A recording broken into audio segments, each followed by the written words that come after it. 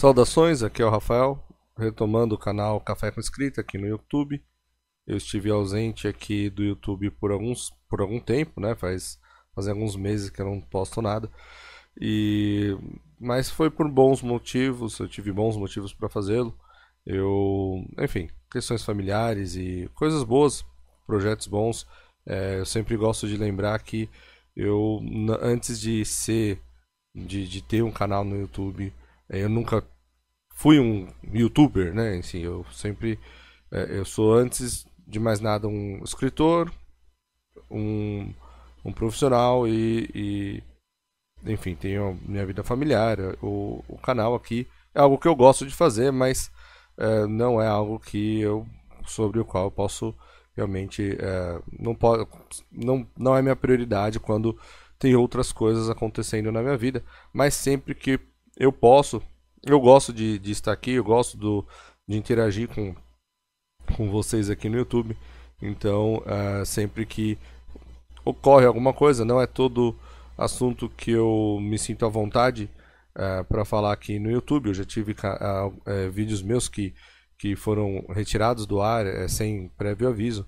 Então, também por isso, eu tenho outras formas de comunicação e algumas, dependendo do assunto, eu prefiro abordar em outros lugares. Tô começando agora um podcast lá no Spotify que leva o nome de Escrito nas Sombras, é o título do meu primeiro livro. Se Deus quiser, há de ser o primeiro de muitos, mas também é o meu e-mail, né? Escrito nas sombras @gmail.com. Se você um dia sentir vontade de fazer um Pix, por exemplo, através desse número, né, que você vai fazer, que é através desse e-mail que você pode fazer. E além disso, eu também tenho lá no Telegram um canal que se chama Recanto do Guerreiro. O Recanto do Guerreiro continua sendo ainda o melhor lugar para você encontrar toda a completude do que eu produzo. Tudo que eu posto eu coloco lá. É uma comunidade que, relativamente com as outras, ela é pequena. Aqui no YouTube eu tenho 1.500 inscritos, no Facebook tenho uns 2.000 e pouquinho ainda, e Spotify eu tô começando. Eu cheguei perdi um tempo elaborando uma página lá no Rumble e também no Locals, né? Mas aí ambos foram não, coisas de ser brasileiro, né? Ambos foram impedidos de funcionar aqui no Brasil. Então eu tava com outros planos e também esse tipo de coisa também dificulta, né? Porque pro criador de conteúdo que não tem, seria diferente se eu tivesse um editor ou alguma coisa assim. Simplesmente, né, manda o áudio e a pessoa vai lá e coloca. Eu já tenho que fazer tudo. Então eu estou tentando fazer o formato mais simples possível. Então quem estava acostumado com os vídeos, enfim, agora eu estou por hora, só eu, o microfone e uma imagem de fundo de tela. Eu acho que assim vai funcionar bem. Também eu tenho. Tô começando lá no Escrito nas Sombras, lá no Spotify. Eu tô começando um vídeo sobre uma série sobre a Rússia, né? Sobre a questão russa. E muita gente fala sobre eurasianismo e o Dugin ou não é o cérebro do Putin. Eu defendo que não é, de forma alguma. Já fui chamado de eurasiano aqui, já fui chamado de esquerdista. Que eu acho interessante ler os comentários às vezes, porque você encontra de tudo, né? E eu procuro eu gosto de tentar ser, sim, mais me aprofundar nos assuntos. Às vezes eu cometo um erro ou outro, né? Mas acontece. Mas sempre tento ir um pouco mais a fundo do que as análises que eu vejo. Aqui no canal eu produzi bastante conteúdo relacionado a relacionamentos, em especial a questões relacionadas aos problemas dos homens, né? E também a questões que afligem as mulheres também. Eu tenho um vídeo aqui no canal que tem bastante visualizações, que é justamente porque as mulheres estão tão infelizes. É um vídeo já um tanto antigo. Assim, antigo por ser de vários anos atrás, mas ainda continua atual, né, as pessoas ainda assistem. Mas eu, desde então, eu tenho procurado diversificar. Eu já tentava antes, o meu livro não tem nada a ver com isso, e eu criei o canal para divulgar o meu livro. Mas eu tenho os meus os interesses da gente eles vão mudando, né? E não só mudando, às vezes há progressões naturais, né, sobre de determinados assuntos. E eu me debrucei muito sobre a questão masculinista, MGTOW e toda essa questão de vale a pena casar, não vale a pena casar, ser solteiro ou não ser solteiro. E, e a verdade é que assim, eu não. Eu chegou um ponto em que eu realmente assim, eu não queria mais alimentar, ficar retroalimentando certas impressões. Eu sou um homem casado, eu sou um pai de família, então eu tenho mulheres boas na minha vida também.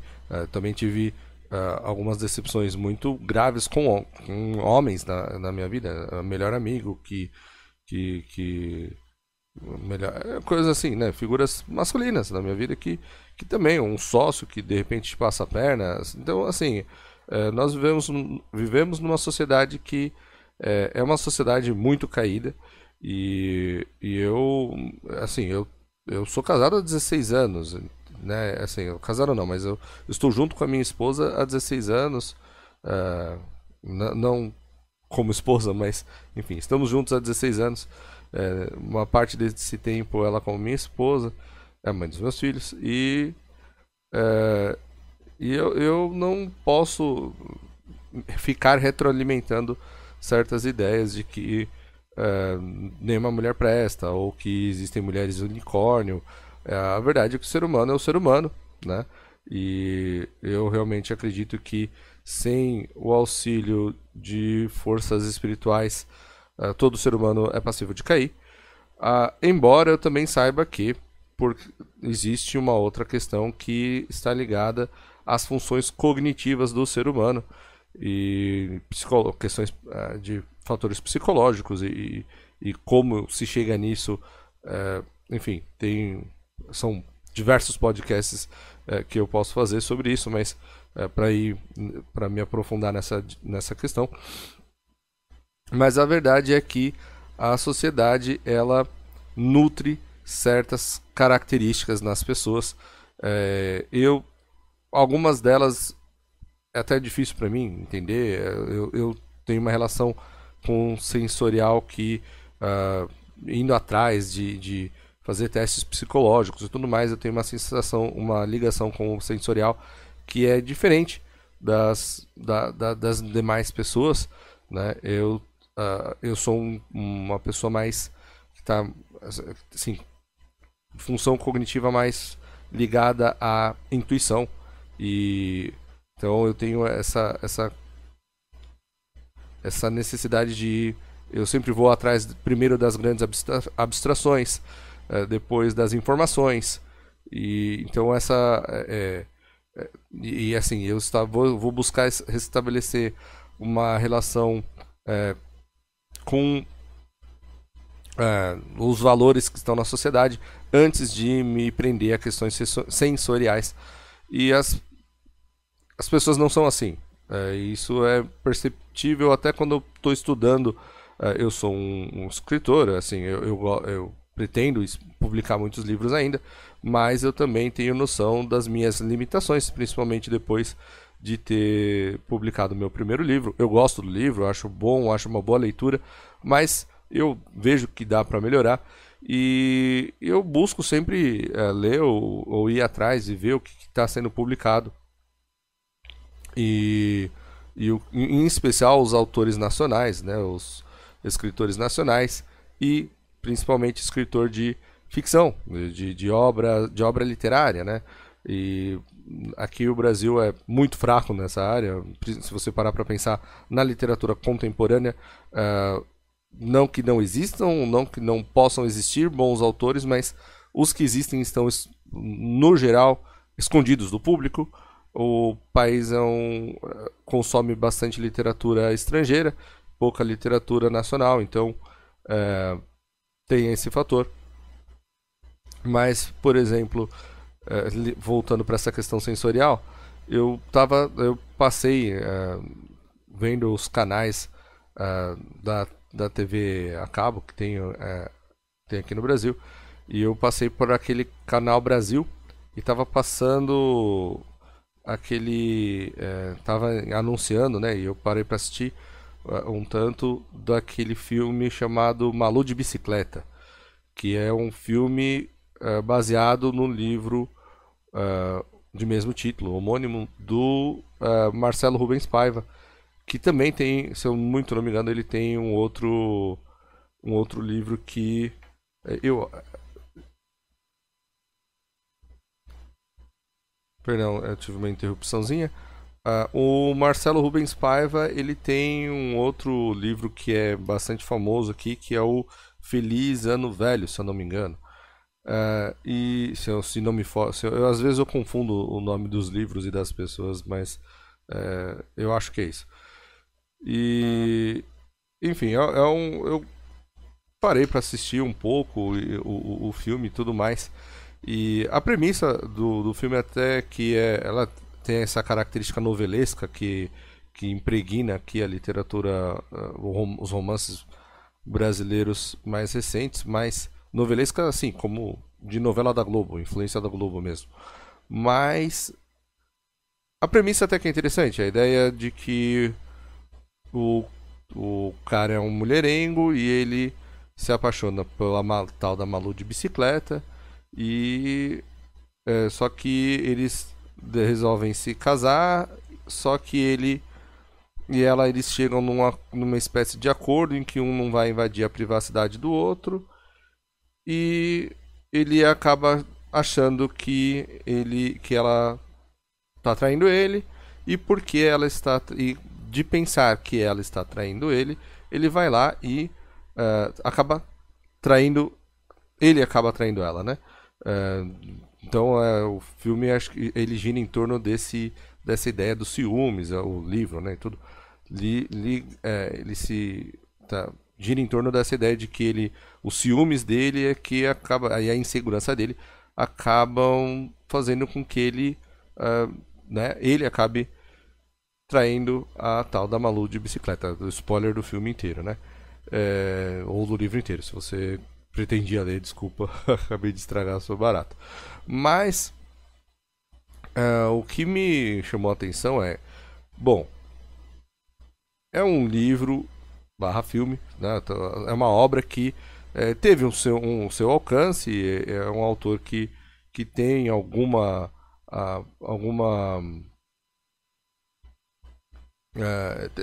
ele as pessoas conhecem, é um autor relativamente conhecido, né?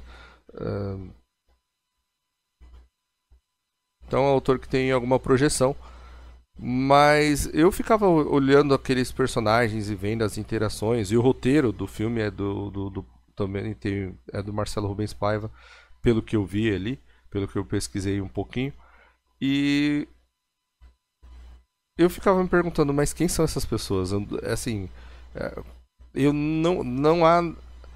Eu, assim, observando, não reconheço aquelas pessoas. Assim, na minha vida, quando eu olho na sociedade brasileira, eu falo, olha, eu não conheço muitas pessoas assim. Não quer dizer que elas não existam. Muito provavelmente o problema é o contrário. O problema é que eu e o meu ciclo, ele não tá refletindo bem o que as pessoas estão vendo aí na rua, né? Então, pudera também, né? A história se passa, o cara é mulherengo, ele tem uma casa noturna, né? Eu nem me lembro quando foi a última vez que eu pisei numa casa noturna desse tipo, assim, né? Balada, né? Essas coisas assim.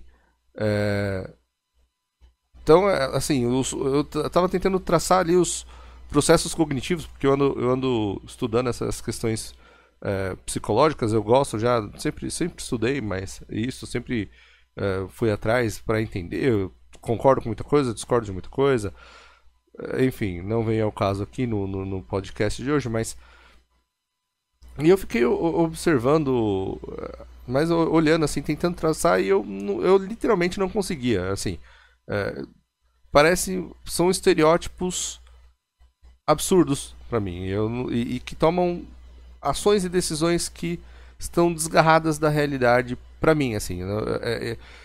E eu não posso dizer que as pessoas não fazem isso, que as pessoas as, eu sei que eu conheci pessoas que liam a obra do Rubens Paiva e falaram, olha, uh, gosto muito, né?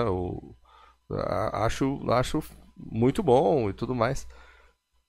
E para mim não, não, não reflete a realidade na qual eu me insiro. Então, tudo isso para dizer que eu, assim, eu vejo muita generalização. Continuo achando muita, assim, que as pessoas buscam fórmulas, às vezes até importam, né, sensações e impressões. Então eu vejo essa questão do MGTOW que veio importada de Estados Unidos, Europa, para a realidade brasileira. Mas as pessoas devem estar vivendo isso de alguma maneira, porque senão não teria, não refletiria, não teria esse reflexo nelas. Mas eu também sei que quando você tem uma relação consensorial que é muito forte e que está à frente de outras funções cognitivas, como intuição, essa definição de valores, sentimentos e, assim, o pensamento lógico, tudo mais. Quando essa questão sensorial está muito à flor da pele,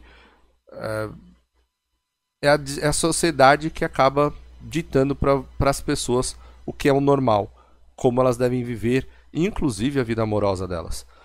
E, portanto, a vida familiar.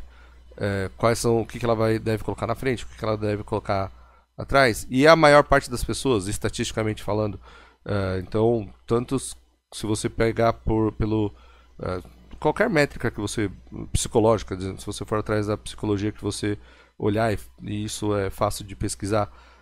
Então, se você for atrás daquele teste Big Five, se você for olhar o Briggs-Myers, então, tem uma tentativa de juntar os dois naquele 16personalities.com, 16personalidades.com, por exemplo, ele casa os dois para montar os tipos que ele mostra lá. Tem esses enneagramas da vida e tudo mais que o pessoal resolveu fazer pela internet aí. Se você for atrás da psicologia atomista, não importa qual caminho que você seguir, que você decida seguir, a questão dos temperamentos, você vai ver que em determinadas sociedades, alguns são aqueles que são prevalentes na cultura. E quando é prevalente na cultura, não necessariamente quer dizer que as pessoas nascem com aquela predisposição, porque é difícil de estabelecer isso, se são fatores genéticos, se são epigenéticos, mas existem alguns fatores que eles se sobressaem nas expressões daquela cultura, e em especial aquelas que vêm da inteligência, né? Que estão das pessoas letradas e que acabam dizendo como que as pessoas devem se portar, né? Que é o que fazem as novelas aqui no Brasil. O papel das novelas, eu já tenho vídeos passados no canal falando sobre isso, de como as novelas mudaram a percepção do brasileiro e moldaram também a cultura e a moral do brasileiro. Desde que o sinal começou a chegar nas cidades, houve uma mudança nas estatísticas e tudo mais. Não só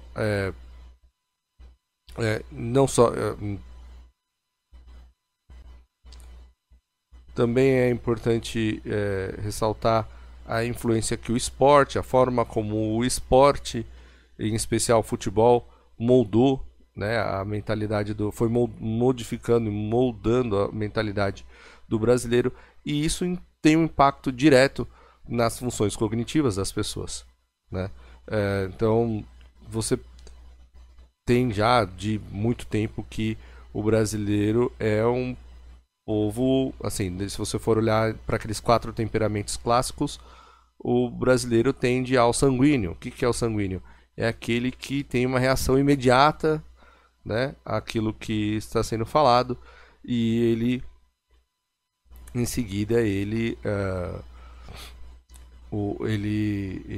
assim, passado aquele momento, ele esquece, né? Então é aquela ideia de que o brasileiro é um povo esquecido. Então ele tem uma reação muito forte na hora, mas deixa o tempo passar e né, o pessoal aplica muito isso à política, né?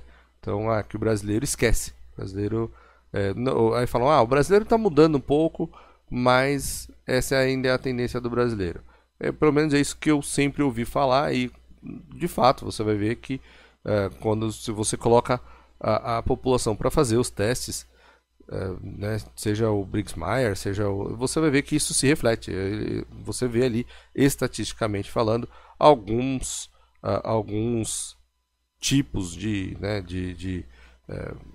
algumas certas funções cognitivas são preferidas pelo brasileiro em geral. E isso certamente tem uma influência na vida das pessoas, né? Na vida amorosa das pessoas. Eu acho muito curioso, por exemplo, nesse Malu de bicicleta, essa obra que eu estava falando, porque o Brasil tem uma longa tradição desse tipo de história, né? Então, desde daquela ideia da Capitu, né? Lá do Machado, até tem o Primo Basílio e por aí vai. Então, essa ideia de que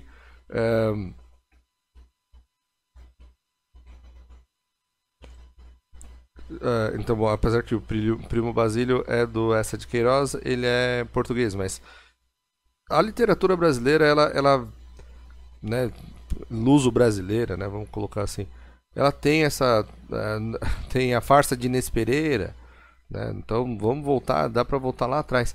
Então existe eu acho que para uma literatura que não é tão volumosa, é um assunto que volta muito, né, a tona. Então o brasileiro sempre teve uma sensibilidade, os povos, né, lusitanos no geral, mas o brasileiro em especial é muito sensível a essa questão da, do relacionamento amoroso, da traição e tudo mais. E, e eu acho que há pessoas que, assim, que não é que elas estejam mal intencionadas, mas as pessoas vão buscar, né? Tem o Nelson Rodrigues, e a literatura brasileira ela é cheia dessas histórias, né? E muito pouco das outras coisas. Eu não consigo nem pensar, por exemplo, história, um livro relativamente de longo alcance de ficção científica brasileiro. Não consigo, não me vem nada agora. Deve ter, mas eu não, talvez tenha, quer dizer, deve ter não, talvez tenha alguma coisa, mas é muito pouco, né? E não que eu sei que tem bastante gente que consome esse tipo de literatura, mas importa tudo, né? E então eu acho que então eu acho que eu tenho uma limitação com relação a essa questão. Tem certas coisas que fogem à minha compreensão e fogem à minha, assim, eu compreendo analiticamente, eu consigo analisar, consigo observar, mas não faz parte da minha vivência, né? O fato é que justamente por estar inserido numa realidade, numa sociedade que se mostrava excepcionalmente hostil ao que a forma como eu agia e a forma como eu via as pessoas agindo e eu imaginava que todas as pessoas agiam, foi o que me colocou numa trajetória que em algum momento me colocou contra a minha natureza, né? Então eu sempre comento que eu enrolei um bom tanto a minha atual esposa, porque eu tinha realmente essa crença de que era impossível duas pessoas se casarem, constituírem família e tudo mais. E hoje eu sou casado. Então eu fiz toda essa volta, dei toda essa volta para explicar o porquê que eu vou seguir com o canal, mas continuo assim, não é que eu vou me afastar totalmente disso, mas eu acho que eu achei uma evolução desse tipo de assunto, que é a relação de paternidade, pais e filhos, porque faz parte, são esses momentos, esses primeiros momentos da vida familiar, eles definem muitas coisas. E a verdade é que quando a gente fala que da força das narrativas, ou eu falo da alta literatura, ou a falta dela aqui no Brasil, da forma como os romances e os movimentos que eventualmente se desembocam em movimentos literários, e eles certamente têm suas extensões espirituais, políticas. Então você pega do pré-romantismo alemão e você não consegue dissociar o pré-romantismo do romantismo e das revoluções que se seguiram, né? Revoluções que políticas, né? Morreu gente e tudo mais. A forma de ver o mundo, ela vai se modificando e as relações familiares vão se modificando e as pessoas passam uma vez alterada, mudada a família, também elas passam a buscar outros tipos de experiências religiosas, espirituais. E certamente eu sou católico, né? Quem me acompanha há algum tempo sabe da minha trajetória. E eu sou convertido ao catolicismo e eu tenho plena consciência de que o demônio sabe também as forças espirituais, elas agem, tanto os santos anjos quanto os demônios, claro, e Deus em si, mas Deus e os santos, mas eles todos estão sempre nos influenciando a todo momento. Mas eu acho que algumas coisas na sociedade, elas, certo, assim, não dá para explicar a realidade sem abarcar esse aspecto espiritual. Mas e tudo isso eu vejo condensado nessas questões de paternidade. Bom, o vídeo está com 28 minutos, esse podcast áudio, né? Que para o YouTube tá bom. Mais do que isso, tem pouco proveito essa minha experiência. Lembrem-se sempre que você pode assistir e ouvir tudo em velocidade 2, né? Velocidade 1,5, velocidade 2. Em todas as plataformas hoje em dia isso é possível. No Spotify eu até descobri que dá para ir até mais 2,5, dá para ouvir. Então fiquem à vontade, os encorajo certamente. Então os próximos podcasts que eu vou colocar aqui no YouTube serão sobre essa questão de paternidade, pais e filhos. E não vou ficar só falando de alienação parental. Isso existe, é um fenômeno que existe, é triste, mas eu acho que tem bastante gente que abordando esse tipo de assunto aqui no YouTube já faz tempo e realmente eu acho que tem muitas outras coisas que podem ser ditas e eu espero que vocês me acompanhem aqui. Eu vou então encerrar aqui, né? Peço para que vocês deixem o like, se inscrevam no canal. Muito em breve, então eu vou já postar o meu primeiro áudio aqui sobre meu primeiro podcast sobre essa questão de questões ligadas à paternidade e a influência, a importância dos pais, né, da figura do pai na família e na sociedade em si.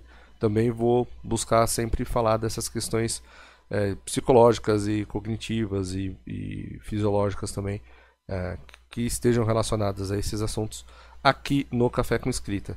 Lá, lembrando que eu tenho o Recanto do Guerreiro lá no Telegram, é onde você vai encontrar um apanhado de todo o meu conteúdo, inclusive o meu curso sobre as escolas de mistério, socioeconomia e sociologia das escolas de mistério, que é um curso que eu estou desenvolvendo. Eu lancei um tempo, tive que ficar parado alguns meses, peço desculpa aos meus inscritos que estão lá nessa comunidade fechada, mas o Recanto do Guerreiro é aberto para todos, espero realmente vê-los lá.